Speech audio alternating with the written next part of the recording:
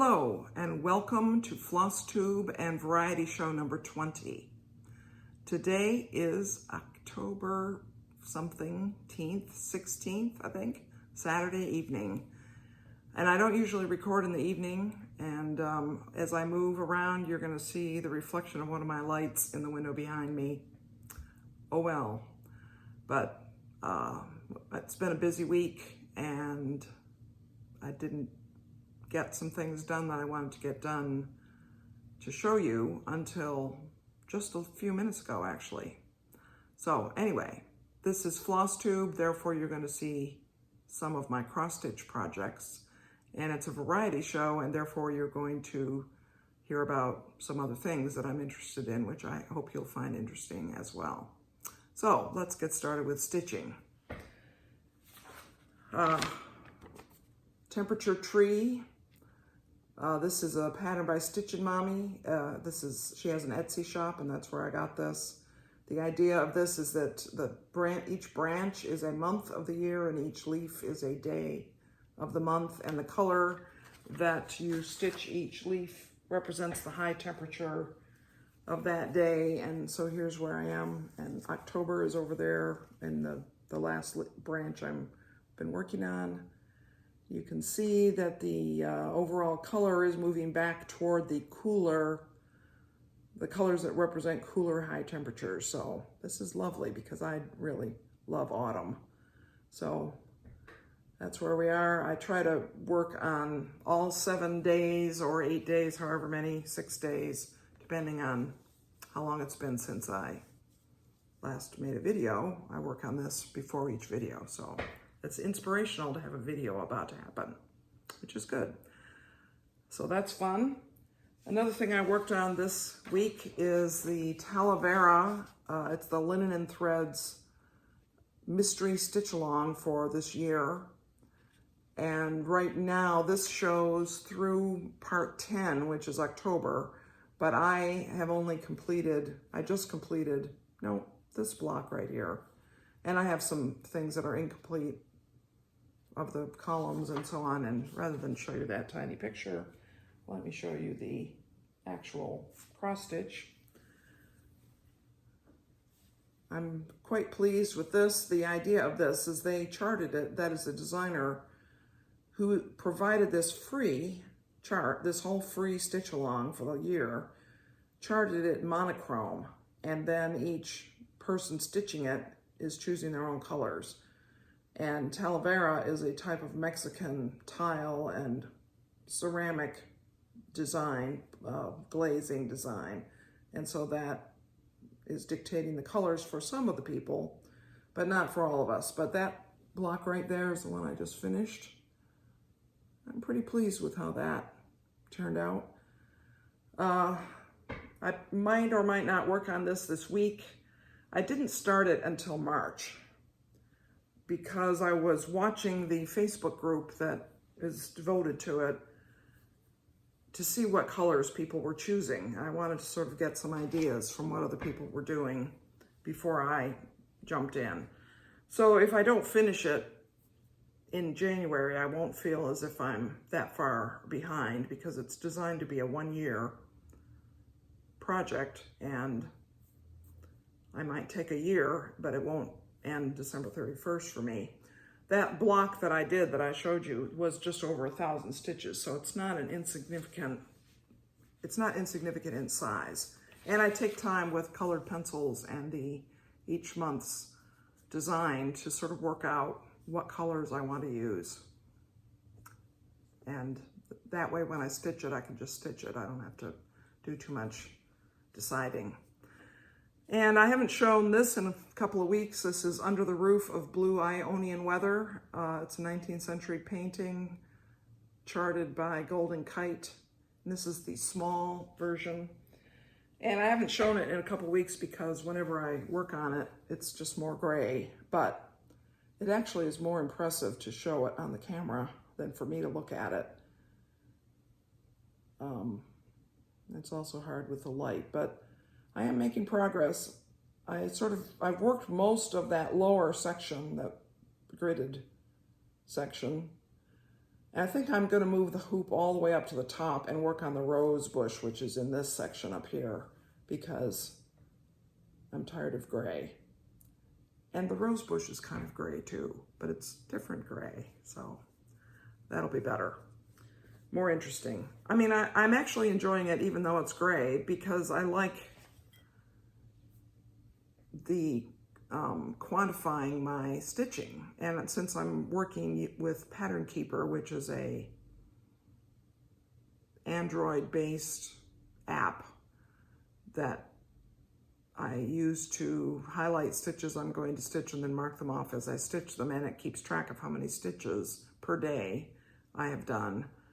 It's really nice because I can set a goal of 100 stitches, say, or 300 stitches or something, and I can see how I'm doing.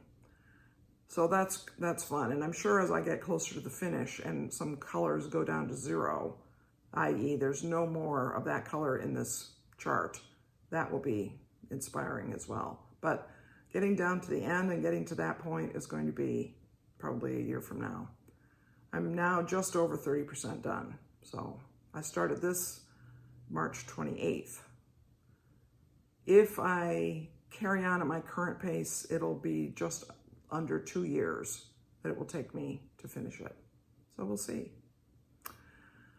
So that's all the cross stitch I have. And those 3 pieces plus the ornament, which is the blue, the one that's in shades of blue that I've shown in some recent videos, are really the only 4 main things I'm working on at this moment. I did start Flea Market Flowers by Lori Holt about a month or maybe 6 weeks ago, and I put it on pause because I wasn't sure I liked the colors. I think I'm ready to get it out again and to work on it some more, but I am a little bit inspired to just focus on these pieces. So I don't know if I'll show you that next week, but I'm almost certain to show you ornament next week, the blue one. So, variety show. What else have I been doing, you might ask? Well, a couple of things. I had mentioned to you before that I was planning to enter tablet weaving and a quilt in the State Fair. And also my friend Cindy entered a quilted wall hanging in the State Fair. The State Fair opened Thursday evening, and I have not heard from anybody who would necessarily recognize our projects, whether we won any ribbons. I mean, we might have, right? We might have. Probably not. So my hopes are not up. I do not have expectations, but you never know. So am I going to the fair? The fair is in Raleigh, which is only 30 miles, roughly, less than 30 miles from here, 20 miles maybe. I don't know. They are not requiring that fair goers be vaccinated. They're not really requiring masks. Indoors, I think people need to wear masks. And there are some of the exhibits that are indoors, including the quilts and the tablet weaving, for example. But I don't know. The fair normally draws tens of thousands of people. So I'm not sure this year is the year to go. But we'll see. The weather is going to be beautiful this coming week. Highs in the upper 60s, which is really nice weather for walking around in the sunshine and getting smoked turkey legs and elephant ears and funnel cakes and Italian sausage with peppers and onions. You know, that's what you go to the fair for, right? But the other thing that I've been working on is a quilt for a local contest. Each year, for the past 5 or 6 years, Cary Quilting Company, which is in Cary, North Carolina, and is the closest quilting fabric store that we have from Chapel Hill, has a contest which they call Challenging Fabric Contest. And to enter the contest during the month of August, you buy a brown paper bag, which is stapled shut, which has in it a half yard of a particular fabric, that year's challenge fabric. and you are supposed to keep it a secret until after August 31st, when everybody who is going to enter has gotten their fabric.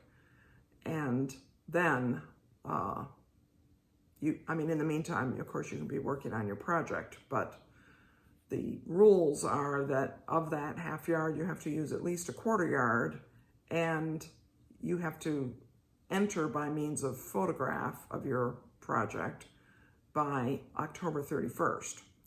So I bought the little sealed bag, and I was really thrilled with the fabric. I like it a lot.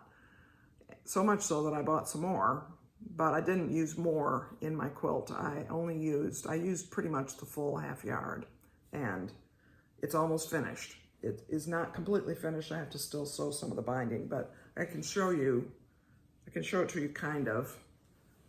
And of course, I can't really get a distance from this camera, so I might insert a picture later. But this is the quilt. It's a wall hanging-ish size. That multicolored fabric is the challenge fabric. The solid colors I added, and the black I added. And you can see, here's a little bit closer view. You can see the challenge fabric and my quilting. That's what I worked on this week on our long arm machine. And then I also made this binding, which is a regular binding, and it has this little blue flange to just sort of set it off, to give it some definition, so it isn't just black, black, black. So that is going to be my entry, and I'm going to have to figure out how to get maybe 2 good photographs of it for the actual entry, and it's viewer choice voting. Last year, I think they had about 160 quilts entered in the contest. I entered something. I didn't get many votes, but I sort of gained some insight into the contest last year, and I think this will do a little better. I probably won't win. You win a gift card to the store, I think. And this is the back. I was running out of black fabric, so I made this triangle set up just to extend the back. And you see I've done the binding around here. Here's the front and the back. And it is kind of cool, actually, to put some sort of insert in the back, because it adds interest to the back of a quilt. Now, if it's wall hanging, no one will ever see the back, so that doesn't mean as much. But it was a way to make use of the black fabric that I did have to make it big enough for that quilt. Another thing about quilts you may not realize is that inside, between the top of the quilt and the backing, is batting. And it comes in sort of sheets that are maybe 3/16 to ½ an inch thick, depending on the type of batting. And most batting is white or off-white. But if you're making a quilt that has mostly black fabric, it's nice to have black batting. And it happens that Cindy and I bought a big piece of black batting for a few earlier projects, that there was some left.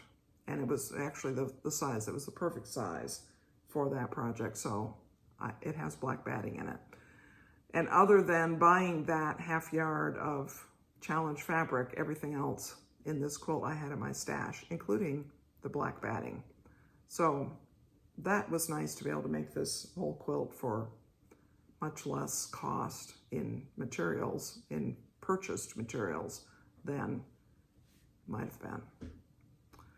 I have a very large fabric stash. My sewing room was on the third floor of our house, and I have a lot of batiks, and I have a lot of other non-batiks. I have many fat quarters of both batiks and non-batiks, and I have some yardage, bigger pieces of yardage. In 2020, I used many, many yards of fabric that I had to make masks for our church's mask making ministry. When there was a period of time, you may remember, that it was very difficult to get masks, to buy them. And if you couldn't make them, you might do without, or have to use a bandana or something. And our mask ministry at our church made about 3,000 or so masks that we donated to the town of Chapel Hill, to the UNC hospital systems for some of their outreach efforts in the community and throughout the state, and to many friends and people in our church. And I personally made over 1,200 masks at that point, after those of us who were sewing ran out of fabric in our own stashes. The church benevolence fund provided fabric and elastic for us, and so we carried on. So I did not provide the fabric for 1,200 masks that I made. The church provided some of that also, but it was a very meaningful ministry. And then around August or so of last year, manufactured masks became much more readily available. And so we as a church ministry, stopped making the handmade cloth masks. So since then, I have made some masks for friends and replenished my husband's and my supply of masks, and made a couple for our son and daughter-in-law. But for the most part, we are not making masks, but we're still wearing them. That's fine. So that is pretty much what's going on around here. As I mentioned at the beginning, the weather is starting to get cool. So the evenings are starting to get chilly.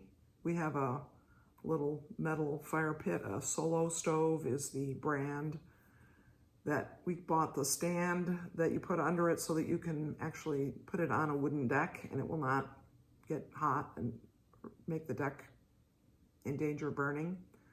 So we've used that a couple of times in October, some of the cooler days and evenings. I expect that in the next couple of weeks, we're going to start doing that more.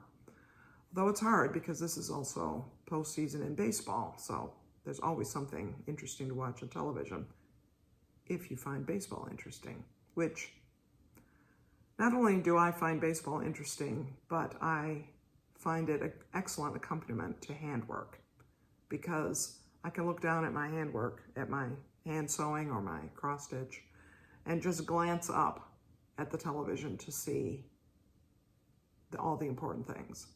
And if I happen to miss something, they'll do a replay. And if I miss the replay, we will back it up because we have a DVR. So that's about all I have to tell you today. Thank you for tuning in. I hope you have found something interesting.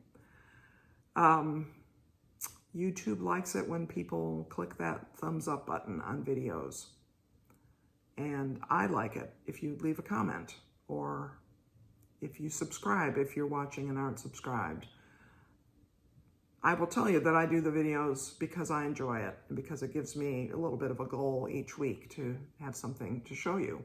But when there is interaction, when you do interact about the videos, it makes it even more fun for me. So I appreciate you watching, and I hope that you're enjoying your stitching hobbies or any of your other hobbies that you have, and many blessings to you, friends.